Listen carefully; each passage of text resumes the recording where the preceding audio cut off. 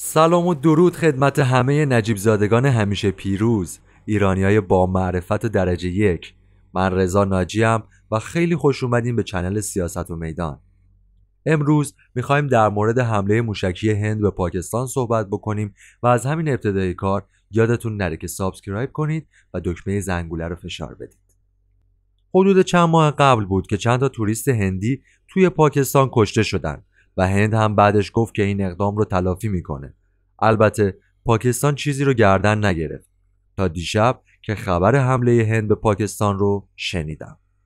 جدای از این که اینقدر به خاطر چیز بی اهمیت باید این دوتا کشور که هر دوتاشون صاحب بمب اتمی هم هستن بخوام وارد جنگ بشن، این دوتا کشور از قدیم با هم اختلافات دیرینه داشتن، از حق مالکیت برخی از مناطق مرزی گرفته تا درگیری بر سر وجود نیروهای تروریستی و غیره.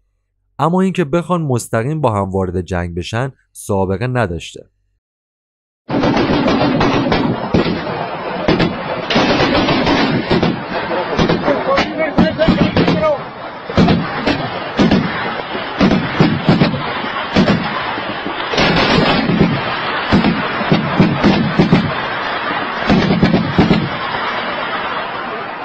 برای تحلیل کشوری مثل هند باید چند تا نکته رو توجه داشت. 1. هند یکی از پرجمعیت ترین کشورهای دنیاست و جنگ کردن مستقیم با اون عین بیعقلیه. 2. هند در پشت پرده یکی از متحدین و حامیان اصلی اسرائیله. خیلی از بزرگترین تجار و سرمایه‌داران هندی ریشه یهودی دارن یا ارتباط خیلی نزدیک با یهودی‌ها دارن. توی پرانتز این نکته رو هم اضافه کنم که به خاطر همینم هست که اسرائیل توی این جنگ احتمالی طرف هند رو میگیره. مثل همین خبر سفیر اسرائیل در هند با جانبداری از حق هند برای دفاع پاکستان را تروریست خواند.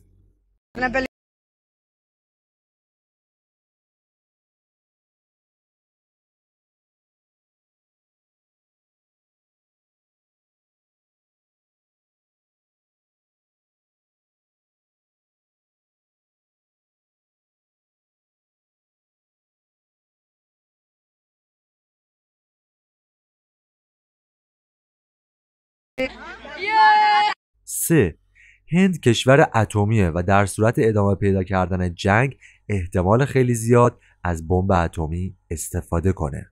پس احتمال خیلی زیاد درگیری بین هند و پاکستان بخوابه، چون هر دوتاشون کشور اتمی و پرجمعیتی هستند. در ثانی وجود یک گسله درگیری بین هند و پاکستان، اون هم در نزدیکی ایران، خیلی به ضرر ماست و منطقه رو ناامن میکنه. اون هم در شرایطی که ما باید حواسمون به درگیری آمریکا و یمن هم باشه. همچنین فلسطین و اسرائیل. هر لحظه ممکنه ایران هم وارد این درگیری بین هند و پاکستان بشه. یه سری اشتباهات هم توی ایران انجام شد، مثل توسعه بندر چابهار که ما اون رو به هند واگذار کردیم. متاسفانه هند متحد اسرائیله. بلک راک یکی از بزرگترین شرکت‌های صهیونیستیه که سهام اصلیش رو یک هندی یهودی الاصل صاحبه. اون وقت ما اومدیم هند رو توی کشورمون راه دادیم. تحلیل نهایی هم بخوام داشته باشم، به نظرم این حمله هند توسط پاکستان بی پاسخ نمیمونه، اما ادامه دار نمیشه. امیدوارم که از این قسمت خوشتون اومده باشه و لذت کافی رو برده باشین. اگه دوستش داشتین حتما لایکش کنید و برامون کامنت بذارید. در ضمن اینو بدونید که ایرانی شاید باخت بده ولی باج نمیده. زنده باد ایران عزیز. یا علی.